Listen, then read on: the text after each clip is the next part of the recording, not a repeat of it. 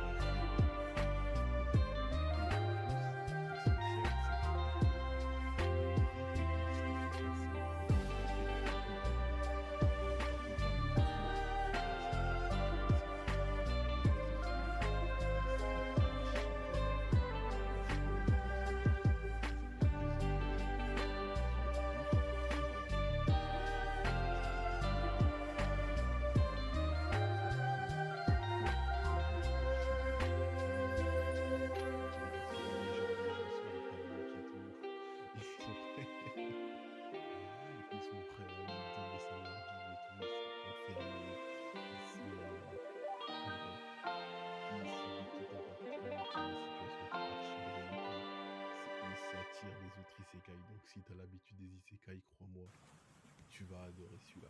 Tsukimichi. Makoto Misumi, un lycéen passionné de Kyudo, se retrouve subitement transformé dans un autre monde par le dieu Tsukuyomi. Ce monde est déchiré par une guerre entre humains et démons.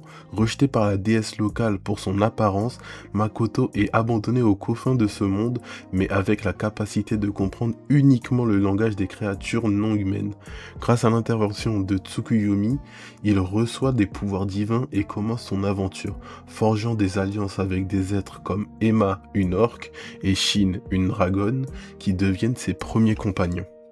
Bon, je vous arrête tout de suite, hein, je vous assure, ce n'est pas un deuxième animé isekai de type humour. Hein, bien que ça joue sur le côté, ouais, il est moche, du moins. Les autres, ils sont archi beaux, ce n'est pas de l'humour. Là, on suit un gars qui va au début avoir son petit village, va faire sa petite nation et en même temps va vouloir devenir un marchand pour pouvoir côtoyer les humains, vu que la déesse lui interdit de pouvoir les côtoyer à cause de son apparence. Et en même temps, du coup, il va devenir de plus en plus fort au fil du temps, ce qui va lui valoir quelques petits soucis, ne serait-ce que par la déesse qui va pas le laisser tranquille à cause de ça. C'est franchement très bien, très cool. Les combats sont stylés, les personnages sont tous sympathiques. Honnêtement, je vous conseille d'aller le voir. L'univers est super cool. Shinsho Yusha, la déesse Rista, invoque un jour un nouveau héros pour l'aider à affronter le mode difficile de son monde, semblable à un jeu vidéo. Le héros en question, Seiya, excelle dans tous les domaines, mais il a un défaut, il est beaucoup trop prudent. Rista va ainsi devoir faire avec un compagnon qui par exemple achète 3 armures, une à portée, une de rechange et une de rechange pour celle de rechange, ou encore qui met toute sa puissance et ses meilleures attaques pour tuer des petites bêtes comme les slimes. Bon, là, il s'agit là d'un isekai assez spécial, hein, comme vous avez pu le voir de toute façon dans le synopsis. Le boug, il est très fort, mais archi prudent, mais beaucoup trop prudent. Hein. Le truc, c'est que cet animé, au début, il va vous faire rire comme pas possible, mais je vous préviens tout de suite, la fin va vous faire chialer. Voilà, c'est pas possible cet animé. Honnêtement, les personnages sont attachants, l'univers est absolument hilarant. Tout est génial dans cet animé. Je m'en suis pas lassé. Honnêtement, je l'ai regardé épisode par épisode. Je l'ai fait d'un coup et c'était vraiment incroyable à regarder absolument. Un niveau, la déesse là qui a besoin d'un héros qui tombe sur lui et il lui fait une misère pas possible. On pouvait pas avoir situation plus marrante. Honnêtement, à regarder. Bah, de toute façon, comme les autres, hein, ils sont tous à regarder, hein, cette vidéo elle sert à ça. Hein. Et on continue avec Kamisama Opération Divine. Tué lors d'un rite sacrificiel de la secte de son père, Yukito se retrouve réincarné dans un monde sans Dieu. Son rêve se réalise enfin, finit les séances de torture et sermons interminables sur la déesse Mitama, que lui bassinait son père. Mais tout bascule le jour où il invoque sans la savoir la déesse de la secte de son père. Celle-ci a perdu ses pouvoirs et pour la récupérer, elle doit recruter de nouveaux fidèles et tous les moyens sont bons. Bon, cet animé, je vais pas vous mentir, il est assez spécial. Hein, parce que le Boog, comme je l'ai dit dans le synopsis, hein, il se fait réincarner dans un autre monde après s'être fait sacrifier par la secte de son père. Et quand il se réincarne, la première chose qu'il voit, c'est une meuf en train de lui... Bon, tu vois, t'as capté le geste, quoi. Et du coup, bon, il arrive dans un petit village, les habitants sont sympas avec lui, sauf qu'il apprend une chose, c'est que s'ils sont tous dans ce village, c'est pour une raison, ils ont tous refusé de mourir, car il y a un truc dans ce monde, c'est que les gens doivent tous mourir à un moment ou un autre, à un moment donné, pas par mort naturelle ou quoi, ils se font tous exécuter. Et eux, ils ont tous refusé car ils veulent pas mourir, quoi. Et au bout d'un moment, t'en as qui vont se faire embarquer car même s'ils veulent pas mourir, ils vont quand même se faire tuer. Et au moment où ils sont embarqués, lui, il va aller essayer de les sauver. Sauf qu'il peut pas, impuissant. Et il finit par invoquer la déesse de la secte de son père qui finit par les sauver.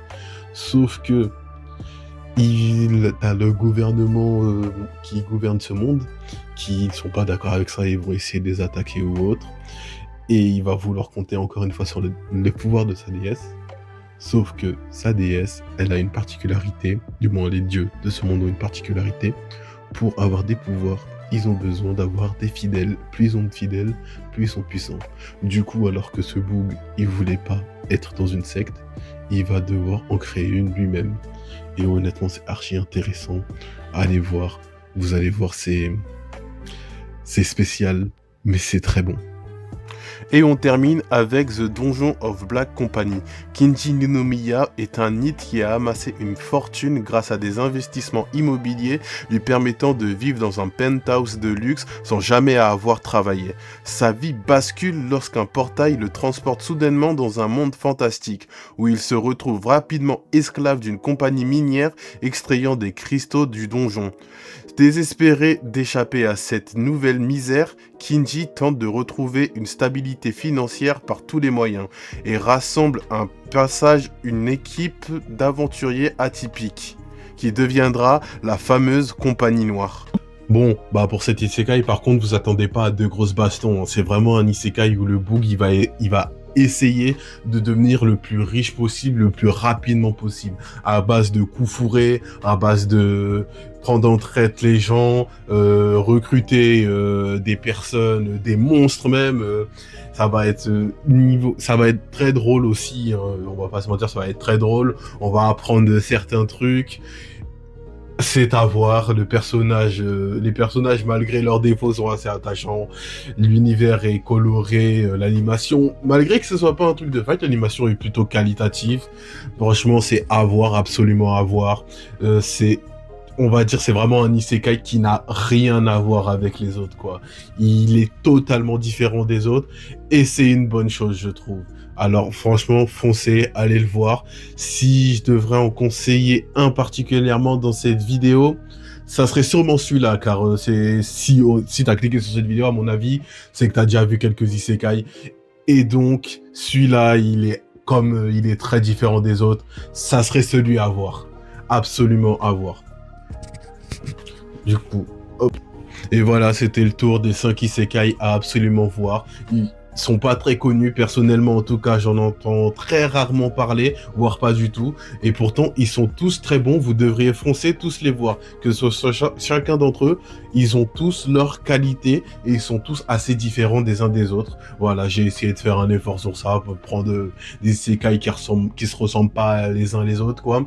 Et honnêtement, je pense que vous trouverez votre truc dedans, quoi. Au moins un d'entre eux sera à votre goût. Sur ce, je vous dis, likez, abonnez-vous, hein, profitez bien de ces animés et commentez. Hein, si vous avez d'autres isekai à recommander, commentez-les dans les commentaires. Hein, ça, je me ferai un plaisir d'aller les lire et peut-être même les regarder. Qui sait si je les ai pas vus. Et sur ce, je vous dis à la prochaine vidéo. Hein. Salut!